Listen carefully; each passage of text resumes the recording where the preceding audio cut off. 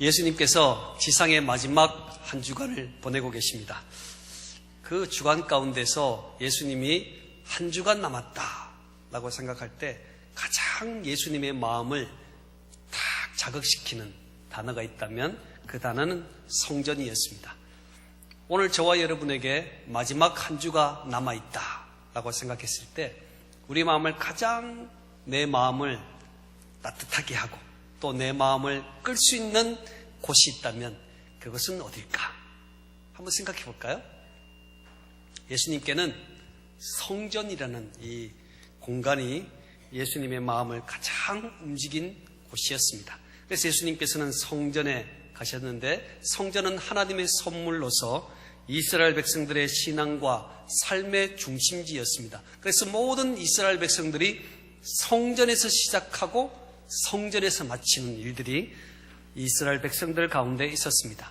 요한복음에 보면 공생애를 처음 시작하실 때도 성전에서 시작하셨는데 성전에 들어갔더니 각종 매매하는 사람, 각종 성전을 더럽게 하는 자들을 통해서 예수님께서는 그 성전을 정결케 하신 사건이 요한복음 2장에 나옵니다.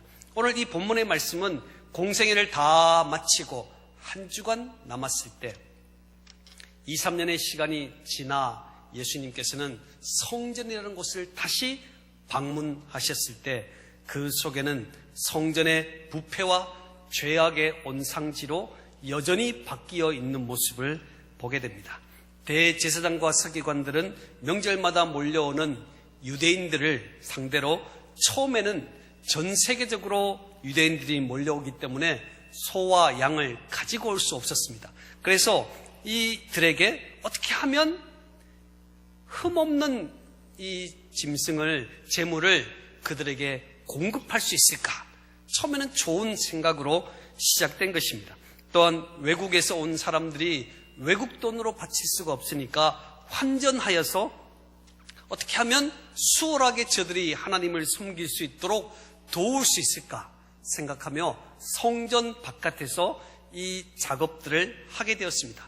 시간이 지나니까 돈이 되는 거예요. 시간이 지나니까 이익이 되는 것입니다. 그래서 그 돈이 되고 이익이 되는 장사를 이제는 성전뜰로 가져오게 되었습니다.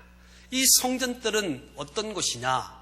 하나님께서 임재하시는 지성소에서 조금 떨어진 곳이지만 성전 안에 있는 곳으로서 이방인들이, 외국인들이 그곳에 머물 때 함께 예배하고 기도할 수 있도록 배려된 곳이 성전뜰이었습니다. 그 뜰 속에 각종 매매하고 장사하는 사람들이 몰려 들어오게 된 것입니다. 오늘 이사야 56장 7절 말씀에 보면 성전의 본질에 대해서 이렇게 이야기하고 있습니다. 내가 곧 그들을 나의 성산으로 인도하여 기도하는 내 집에서 그들을 기쁘게 할 것이며 그들의 번제와 희생을 나의 제단에서 기쁘게 받게 되리니 이는 내 집은 만민이 기도하는 집이라. 그래서 하나님께서 성전에 대해서 만민이 기도하는 집이다. 유대인도 기도하고 이방인도 기도할 수 있는 곳이 만민이 기도하는 성전이라고 성전의 본질에 대해서 예배와 기도가 핵심이라는 것을 가르쳐 주었습니다. 그런 의미로 유대인들이 성전의 뜰에 이방인들이 들어와서 예배할 수 있는 환경을 만들어주고 그리고 그 만들어준 환경 가운데 다시 너무너무 잘 되는 장사가 있고 이익되는 것이 있으니까 그것을 하나님의 성전 뜰에 가져와서 그렇게 움직이고 있는 것을 보게 됩니다. 겉으로는 배려라는 아름다움으로 그들을 품는 것 같지만 그들이 이방인들이 예배를 드리든 말든 이방인들이 기도하든 말든 그들에게는 전혀 관심이 없었습니다. 성전의 본질은 없고 경건의 모양만 남아있는 저의 모습을 보면서 예수님이 마음에 분노를 일으키며 모든 것을 둘러엎으시는 장면이 오늘 본문에 등장하게 됩니다. 오늘 많은 사람들은 이 장면을 보고 아 봐라, 교회에서 장사하는 것은 안 되는 것이다, 이것이 옳지 않는 것이다, 주의를 성수하는 것이 올바른 것이다 라고 이 본문의 본질을 흐리는 사람들이 있습니다.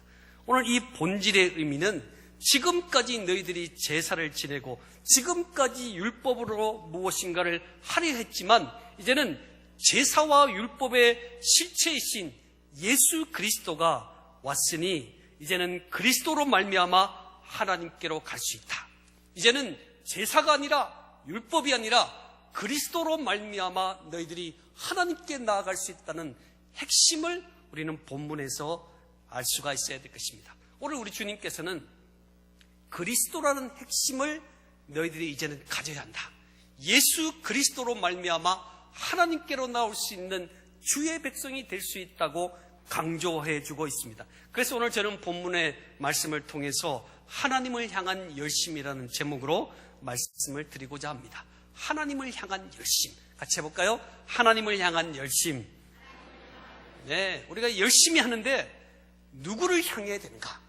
우리 젊은이들이 열심히 찬양하고 있는데 누구를 향해서 찬양해야 되는가? 봉사해야 되는가? 이것은 매우 중요한 의미를 부여하고 있습니다. 하나님을 향한 열심은 어떻게 하는 것일까?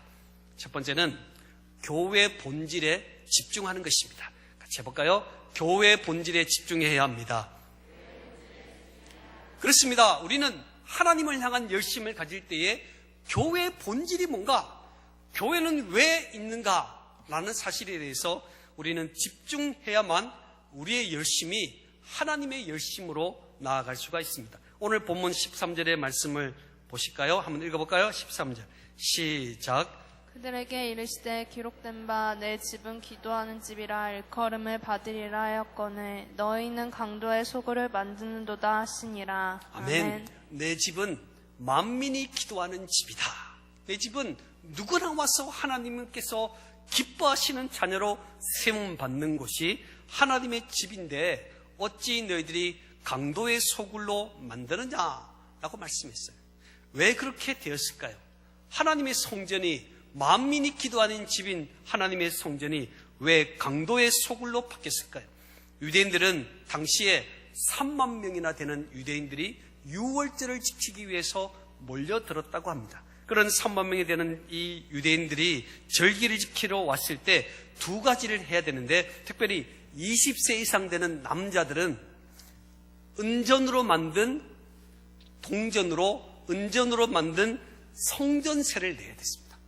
당시에. 그래서 이 성전세를 내는데 이 성전세는 아무 돈이나 내는 것이 아니라 은전으로 만들었어요.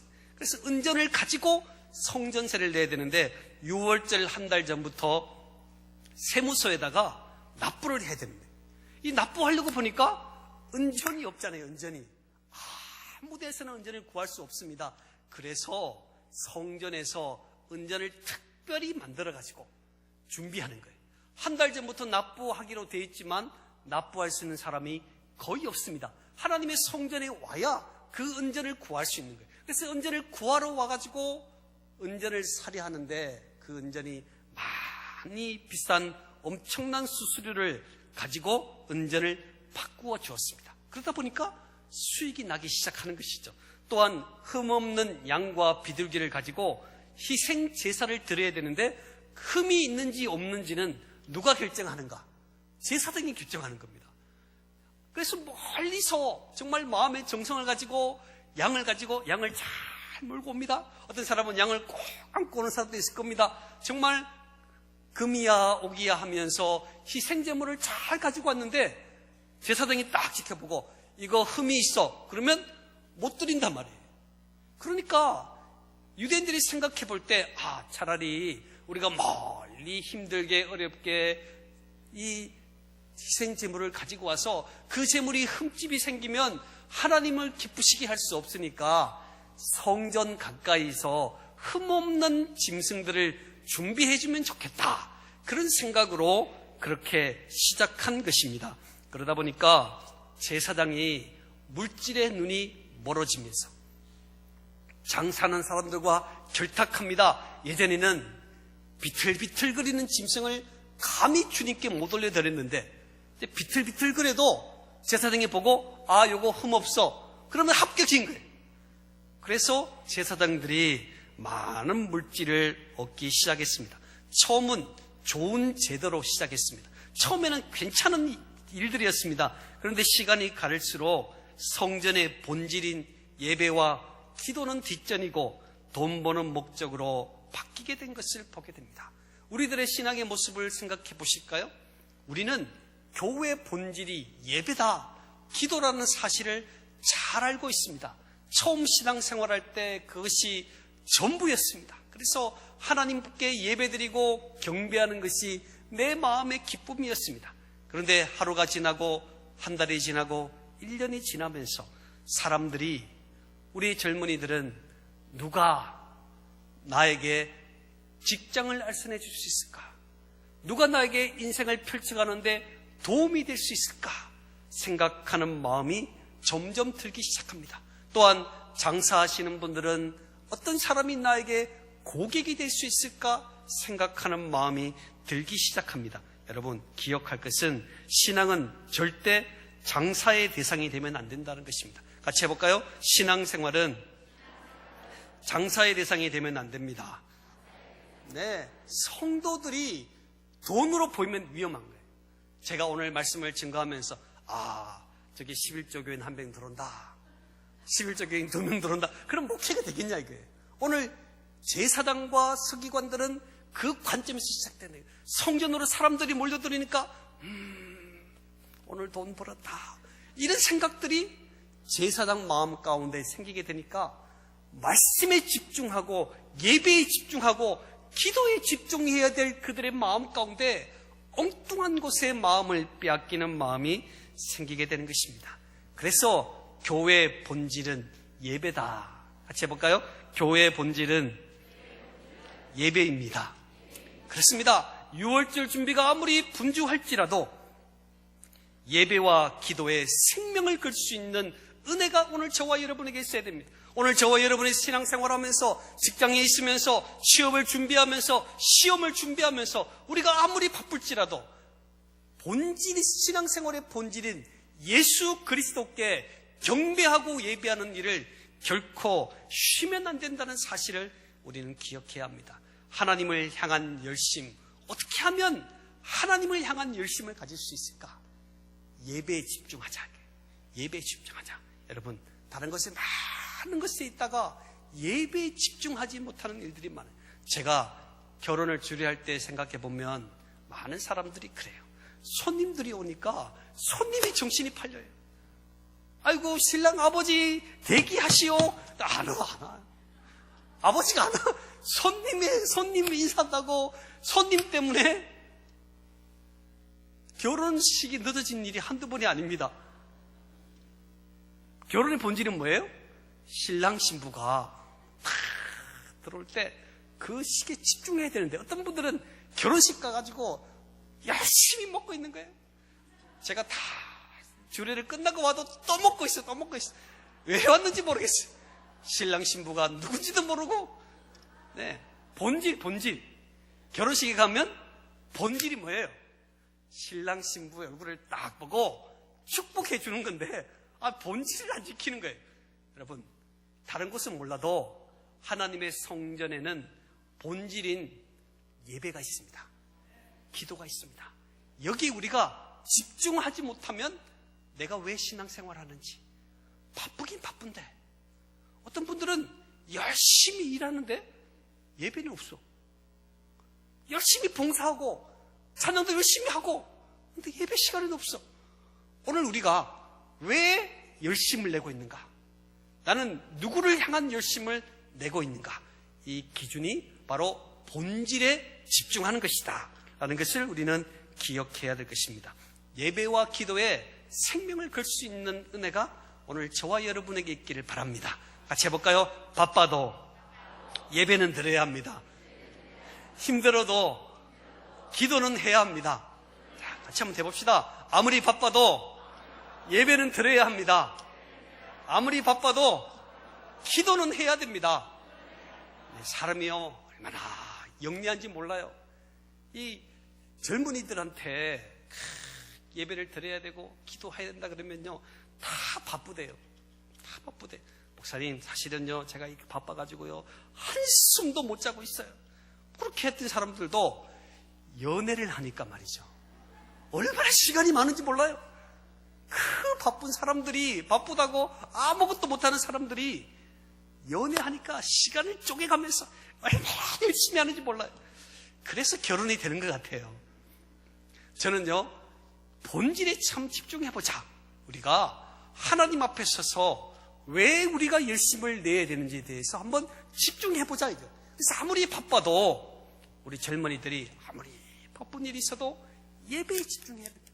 아무리 바빠도 기도하는 일에 우리의 마음을 집중하는 은혜가 오늘 저와 여러분에게 있기를 축복합니다. 집중하지 않으면 다른 길로 가는 거예요. 오늘 처음에는 너무나 집중했습니다. 이 집중이 예배를 위한 집중이었다 이거예요. 사람들이 땀을 뻘뻘 흘리고 와서 오랫동안 걸어오면 집중이 안 되니까 편안히 와서 준비된 예물을 드리면 예배가 훨씬 더 멋있지 않겠는가? 예배를 위한 집중으로 처음 만들었던 제도가 흘러 변화되어서 오히려 예배를 가로막고 있는 모습을 보게 됩니다. 여러분, 우리 인생의 목적, 교회가 존재하는 목적, 바로 예배입니다. 하나님의 말씀을 듣는 것이 우리의 삶에 가장 집중된 은혜임을 오늘 저와 여러분 믿으시기를 바랍니다. 어떤 분들은 예배 때 잠을 자려고 준비하고 오는 분들이 있어요. 준비하고 오는 분들 딱 잠을 자려고. 또 어떤 분들은 예배 때 맛있는 거 먹기 위해서 사탕을 다 챙겨오는 사람이 있어요. 본질이 흐려집니다. 본질이 따라해 봅시다. 본질이 흐려집니다. 네, 어떤 분들은 사탕 먹는 재미로 오는 사람도 있어요. 여러분, 예배의 본질, 이 본질은 말씀을 듣는 거예요. 그래서 토요일 날은 본질을 지키기 위해서 좀 많이 주무세요. 토요일인지 주일인지 모르게 12시니 2시니 있지 말고 우리가 본질을 지켜나가지 못하면 흐려진다 이거예요. 열심히는 하는데 본질에서 어긋나는 사람이 될 수 있습니다. 자, 보실까요? 14절 말씀을 읽어보겠습니다. 시작. 죄인과 저는 자들이 성전에서 예수께 나아오매 고쳐주시니. 아멘. 아멘. 그렇습니다. 성전은 치유가 되는 곳입니다. 같이 해볼까요? 성전은 치유가 되는 곳입니다. 그렇습니다. 우리 주님께서 희생 제사를 말씀하시고 또한 기도하는 것을 강조하시면서 오늘 맹인과 전원 자들이 예수께 성전에서 나왔을 때 우리 주님은 고쳐주는 일들을 보게 됩니다. 교회는요, 치유의 장소예요. 마음이 아픈 사람들이 교회 와서 치유가 돼야 되는 거예요. 마음의 상처를 가득하게 안고 있는 사람들이 하나님의 말씀을 통해서 위로받으면서 그렇구나. 아멘. 나처럼 나만 홀로 아픈 줄 알고 나만 힘든 줄 알았는데 저렇게 많은 사람들이 힘들어하고 아프구나. 그렇구나. 위로받고 새 힘을 받는 곳이 성전이다 이거예요. 그런데 이 성전에서 말씀의 본질에 집중하지 못하면 그 성전에서 도리어 상처를 받고 도리어 병을 얻는 사람들이 많다 이거예요. 그래서 성전은, 교회는 바로 본질 대신 예수 그리스도를 마음에 다 간직하고 예배하고 기도하고 치유하는 일에 내 삶을 집중하는 순간 나도 모르게 삶의 치유가 일어나는 곳이 하나님의 성전임을 믿으시기를 축복합니다. 어떤 분들은 이야기합니다. 내가 교회 갔더니 화병이 났어요. 네, 같이 한번 해볼까요? 본질에 충실하세요. 본질에 충실하면 화병 안 납니다. 본질에 충실하면 섭섭하지 않습니다. 오늘 하나님의 교회가 본질에 집중해야 돼요. 우리 청년들이 하나님의 전에 나와서 많이 섭섭병이 들어요. 섭섭해. 본질에 충실하세요. 하나님의 교회는 본질, 예수 그리스도를 기뻐하고 예배하고 경배하는 것이 본질입니다. 그래서 하나님의 교회가 본질에 가까울수록 화목하고 본질에 가까울수록 치유가 일어나고 본질에 가까울수록 삶의 변화를 일으키는 놀라운 은혜를 가지는 것입니다. 그래서 전도하지 않는 교회는 시끄러운 법입니다. 여러분, 교회를 보세요. 교회가 건축할 때는 모든 성도들이 기도합니다. 그런데 건축을 다 해놓고 부쩍부쩍거리면 그때부터 교회가 시끄러워집니다. 오늘 우리가 무엇에 충실하고 있는가? 우리 가정이 무엇에 충실하고 있는가? 이것이 바로 하나님을 향한 열심이라는 것을 우리는 기억해야 됩니다. 본질에 집중하자. 자, 우리 청년들 본질에 집중해야 됩니다. 두 번째는 세상 가치가 교회를 지배하지 못하도록 해야 합니다. 같이 해볼까요? 세상 가치가 교회를 지배하지 못하도록 해야 합니다. 네, 세상 가치가 교회를 지배하지 않도록 해야 됩니다. 요즘 결혼 안 하는 시절이 왔습니다. 그래서 1인 가족이 25%예요. 25%. 혼자 사는 가정이 몇 프로요? 25%예요. 4분의 1입니다. 4분의 1이 결혼하지 않고 홀로 서는 반결혼 문화가 생기게 됩니다. 그래서 이 아들을 자꾸 낳다 보니까 딸을 안 놓으니까 앞으로 얼마 되지 않으면 25%가 장가를 못 간다는 거예요. 25%가. 오늘 우리 청년들 지금 행복한 줄 알아요. 남자 청년들 행복한 줄 알아요. 지금은 골라갈 수 있지만 앞으로 얼마 되지 않으면 이제 장가를 못 가는 시대가 왔습니다. 반결혼 문화, 아이를 낳지 않는 문화, 이런 문화도 세상 가치. 오늘 우리 주님께서는 이 세상을 번성하고 다스리라고 말씀해 주셨어요.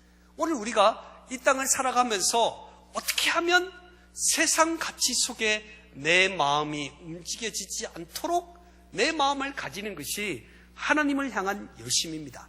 물질, 권력, 쾌락, 시기와 수단 방법 가리지 않는 이런 문화들이 교회 안에도 슬그머니 찾아오고 있다는 사실을 기억해야 됩니다. 그래서 우리는 하나님을 향한 열심을 가지면서 어떻게 하든지 세상 가치가 교회에 들어오지 못하도록 내 마음을 굳게 세우는 것이 얼마나 중요한지 모릅니다. 오늘 본문에도 보면 15절 말씀을 한번 보실까요? 15절 말씀 읽어보겠습니다. 시작. 대제사장들과 서기관들이 예수께서 하시는 이상한 일과 또 성전에서 소리질러 호산나 다윗의 자손이여 하는 어린이들을 보고 노하여 아멘. 성전에서 예수님을 찬양하는 어린아이들이 막 움직이기 시작합니다. 보시죠. 성전에서 소리질러 호산나 다윗의 자손이여 하는 어린이들을 보고 그랬어요. 성전에는 누가 있어야 됩니까? 어린아이도 있어야 됩니다. 성전에는 어린아이들이 막 뛰어놀면서 호산나 다윗의 자손이여 라고 찬양하고 있습니다. 그들은 나귀 타고 입성하시는 예수님을 메시아로 보고 종려나무를 가지고 흔들면서 호산나 찬양하고 찬송하다가 예루살렘에 들어와서 어른들은 쫙 다 빠지고 어린 아이들만 남아서 하나님의 성전에서 계속하여 호산나 호산나 외치며 찬양하고 있는 어린아이들을 봅니다. 그런데 여러분, 소위 종교 지도자들은 그 모습을 노하여 그랬어요. 어린아이들이 찬양하면 좋은 일입니까? 나쁜 일입니까? 네, 좋은 일이죠. 어린아이들이 성전에서 뛰어놀면서 하나님을 찬양하는 일은 너무나 좋은 일인데 종교 지도자들이 그 모습을 보며 노하다라고 오늘 본문 15절에 말해주고 있습니다. 어린이들을 보고 노하여 그랬습니다. 왜 그들이 노했습니까? 그들은 예수를 메시아로 인정할 수가 없었기 때문입니다. 인정하면 모든 권력과 특권을 다 포기할 수밖에 없기 때문에 그들은 노하는 마음으로 분노의 마음으로 보고 있습니다. 어린아이들을 보고 있어요. 어린아이들이 성전에서 찬양하는 것을 가장 기뻐해야 될 일들이 그들인데 세상 가치가 그의 마음을 움직이고 있습니다. 물질, 이것이 잃어버려지면 물질이 결탁된 물질이 들어오지 않으면 나는 어떻게 하지? 라고 생각하는 마음. 권력을 얻고 있는데 이 권력을 잃어버리면 어떡하지? 라는 마음이 성전의 중심에 있는 종교 지도자들에게 있었기 때문에 어린 아이들이 뛰어놀고 찬양하는 일에 대해서 노한 마음을 가지고 있는 모습을 보게 됩니다. 그렇습니다. 교회는 신앙적인 가치가 가장 우선되어야 합니다. 같이 해볼까요? 교회는 신앙적인 가치가 가장 우선이어야 합니다. 네, 교회는 신앙적인 가치가 가장 우선이어야 돼요. 세상적인 박사가 교회 안에 들어오면 박사가 되면 안 돼요. 세상의 사장이 교회 안에 들어와서도 사장이 되면 안 돼요. 세상의 주인이 교회 안에 들어와서 주인 되면 안 된다는 거예요. 세상의 가치가 교회의 가치를 흔들지 않도록 교회는 사장도 성도고, 그렇죠? 회장도 성도입니다. 같이 해볼까요? 사장도 성도이고 회장도 성도입니다. 이걸 기억해야 됩니다. 세상의 가치가 교회의 가치를 흔들지 않도록 우리가 마음을 모아야 되는 거예요. 이게 바로 하나님을 향한 열심입니다. 오늘 저와 여러분이 박사라고 생각해 봅시다. 다른 곳에서 박사님 하고 나면 기분이 좋을 겁니다. 그런데 교회에 와서 박사라고 부르지 않고 성도님 하면 마음이 왠지 씁쓸해합니다. 저도요, 박사기 받고 한 번도 저한테 박사라는 말 아무도 안 했어요. 저는 목사가 좋아요. 목사가 좋아요. 교회는요, 신앙적인 가치가 우선이에요. 신앙적인 가치. 이게 바로 우리의 삶에 가장 열심히 되어야 합니다. 그래서 교회에서 집사님, 네, 장로님, 이거는요, 세상이 줄 수 없는 놀라운 기쁨이라는 것을 우리가 기억해야 됩니다. 그래서 이 직분을 사모하는 마음을 가지는 것이 오늘 우리가 세상적인 가치에 흡수되지 않는 가장 큰 힘이라는 것을 기억해야 합니다. 어떤 분들은 집사님이라 부르면 별로 기분이 좋지 않은 사람이 있어요. 왜? 회장이니까. 제가 알고 있는 분도 그런 분이 있어요. 회장님 그러면요, 대답하는데 집사님 가면 안 봐요.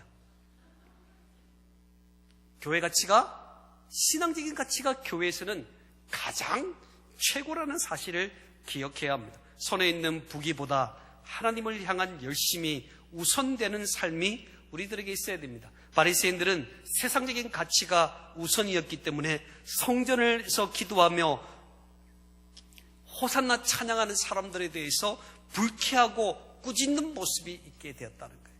오늘 저와 여러분은 어떤 가치가 중심에 서 있습니까? 하나님의 교회에서 예배하고 있지만 예배하면서 어떤 가치가 내 삶에 있는가? 이것은 하나님을 향한 열심이냐, 세상을 향한 열심인지를 우리는 돌아볼 수 있습니다. 세속화가 진행되고 있습니다. 세상이 숫자를 좋아합니다. 그래서 교회도 숫자를 좋아합니다. 얼마나 많은 사람이 모였어? 이건 세상 가치예요. 세상이 숫자를 참 좋아해요. 그래서 이 숫자에서 굉장히 민감한 사람들이 세상입니다. 그러나 교회까지 와서 세상 가치가 물씬 흘러들어와서 교회도 우리가 몇 사람이나 된다, 몇 명의 성도가 우리가 회집하고 있는다, 이것이 내 마음에 관심이 된다면 세상 가치라는 거예요. 우리는 누구를 향한 열심을 가지고 있는가? 한 영혼을 향한 열심. 여러분, 세상의 숫자의 관심에 집중하면 한 영혼이 안 보이는 겁니다. 세상의 모든 회집하는 숫자에 관심을 모으게 되면 한 영혼이 천하보다 귀하다는 주님의 말씀을 우리가 소홀히 할 수밖에 없다는 겁니다. 한 영혼 한 영혼 향하여 하나님 앞에 기도할 수 있는 교회, 저와 여러분 교회가 되시기를 축복합니다. 헌금을 많이 하는 사람, 숫자. 헌금을 많이 하는 사람은 우대받고, 헌금을 작게 하고 과부의 두레돈처럼 그렇게 드리는 사람이 소홀히 되는 곳이라면 교회는 세속화될 수밖에 없어요. 우리가 한 영혼, 그 영혼이 하나님을 찬양하고 하나님을 기쁘게 하는 일에 관심을 모을 수 있는 저와 여러분 되기를 축복합니다. 세속화가 진행되고 있습니다. 세상은 권력의 힘이 셉니다. 권력 참 좋은 거예요. 같이 한번 해볼까요? 권력 대단합니다. 네, 권력이 참 얼마나 대단한 줄 아세요? 도저히 해결 안 되는 것도 힘 있는 사람이 전화 딱 하면 끝납니다. 그거 좀 긍정적으로 검토해 주세요. 쫙 해결됩니다. 여러분, 권력이 대단합니다. 그래서 이 권력이 나도 모르게 대단한 권력이 교회로 밀려들어오기 시작합니다. 그러다 보니까 권력 있는 사람들에 대해서 굉장히 좋아하는 마음을 가지고 있습니다. 아, 저 사람은 굉장한 사람이야. 그러면 그 사람 주변에 바글바글 그래. 세속화. 여러분, 권력이 아무리 좋아도 교회는 권력보다 더 좋은 일이 있습니다. 바로 그것은 낮고 천한 자들이지만 그곳에서 함께 누리고 기뻐할 수 있는 것이 하나님의 교회다라는 거예요. 그래서 우리가 권력을 좋아하다 보면 소외된 사람이 너무나 많아진다는 거예요. 아파하고 슬퍼하고 우리의 도움이 필요한 자들을 우리가 돌아보지 못하는 일들이 우리 가운데 있게 되는 것입니다. 그래서 세상의 권력이 좋다 보니까 어떻게 하든지 내가 장로가 되어야겠다 라고 생각하는 사람이 있습니다. 같이 한번 따라해 볼까요? 이왕이면 장로가 돼야지. 우리 여자분만 다 하고 남자분은 아무도 안 하시고 같이 한번 해봅시다. 이왕이면 장로가 돼야지. 네, 세상 권력이 좋으니까 교회라도 권력을 잡으려 합니다. 그래서 장로가 권력인 줄 알고 있어요. 여러분, 세상은 권력을 이야기하지만 하나님이 주는 직분은 섬김을 이야기하는 거예요. 장로가 되면 더 많이 섬겨야 되는 거예요. 더 많이 헌신해야 되는 거예요. 그래서 세상이 주는 권력이 아니라 하나님이 주는 직분은 섬기는 일이다라는 것을 우리는 기억해야 합니다. 세상은 적당히 술수를 사용하라고 말해주고 있습니다. 세속화. 세상에서 대충 적당히 진행하는 것을 배우고 있습니다. 그러다 보니까 6일 동안 세상 가운데 있으니까 나도 모르게 자꾸 적당하게 무엇인가를 하려는 생각들이 교회 안에도 왔습니다.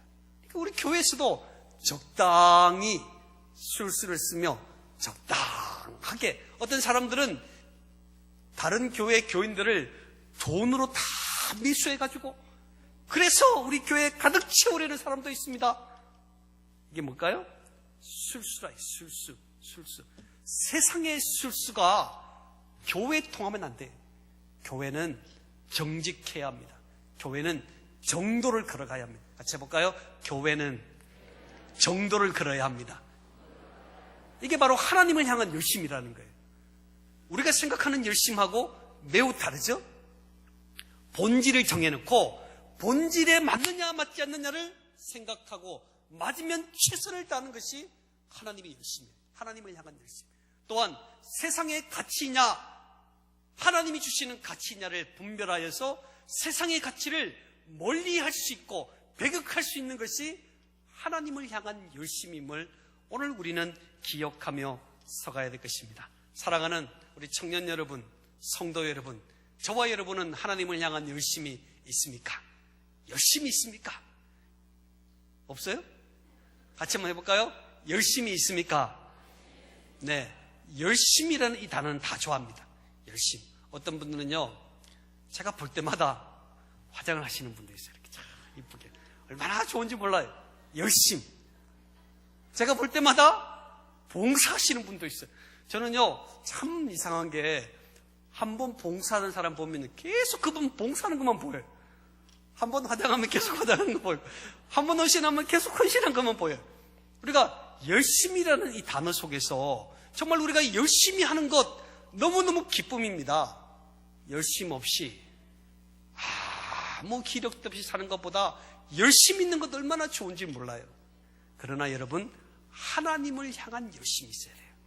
하나님을 향한 열심. 이 내가 가지고 있는 열심을 하나님을 향한 열심으로 바꾸어서 어떻게 하든지 내가 예배드리는 일에, 어떻게 하든지 기도하는 일에, 어떻게 하든지 섬기는 일에, 어떻게 하든지 치유하는 일에 내 삶을 집중하는 은혜, 이것이 바로 하나님이 기뻐하시는 열심이다라는 겁니다. 오늘 믿는 사람들은 세상의 가치보다 하나님이 주는 가치를 좋아해야 합니다. 보세요. 믿지 않는 사람들은요, 목사가 지나가면 우습게 생각합니다. 뭐야? 우습게 생각해요. 뭐야? 그런데 믿는 사람은 목사가 지나가면 목사님이시네요? 뭐예요? 가치. 하나님께서 부여하신 놀라운 가치를 내가 인정하고 기뻐하는 은혜, 그 은혜가 얼마나 중요한지 몰라요. 사랑하는 성도 여러분, 우리가 직분을 가질 때도 어떻게 하면 섬길 수 있을까? 어떻게 하면 섬길 수 있을까? 내가 권사가 됐는데 어떻게 하면 일을 부려먹을 수 있을까? 이 생각하면 안 돼요. 우리 권사님 한번 손들어보세요. 권사님들 손들어보세요. 나는 권사다. 손들어보세요. 네, 분리할 때는 안 들어요. 분리할 때는. 손들어보세요. 권사들 손들어보세요. 네. 자, 우리 손드신 분들은요, 젊은 사람들이 뭔가 일을 할 때, 그래, 내가 권사니까 너희들은 그렇게 해야지, 이렇게 생각하면 안 돼요. 직분은 섬김입니다. 섬김. 아이고, 이 젊은 사람들이 이거 해서 되겠나? 내가 할 테니 너희들은 쉬어라, 이렇게 해야지. 나는 늙었거니, 이렇게 생각하면 안 된다. 우리 하나님께서 내게 직분을 주셨다. 이것은 다른 사람이 하기 전에 내가 그 일을 할 수 있도록 하나님이 허락한 것. 이게 신앙의 가치예요. 세상 가치는 달라요. 세상 가치는 직분이 높을수록 권위자로 쓰는 건데, 하나님의 가치는 직분이 높을수록 어떻게 해야 돼요? 더 섬기는 자가 되어야 된다는 거예요. 그래서 우리 청년들이 수고하면 아이고 우리 청년들 수고 많아요 이래야지. 너 세수했냐? 너 왜 인사 안 하냐? 이렇게 하면 먼저 인사하는 거예요.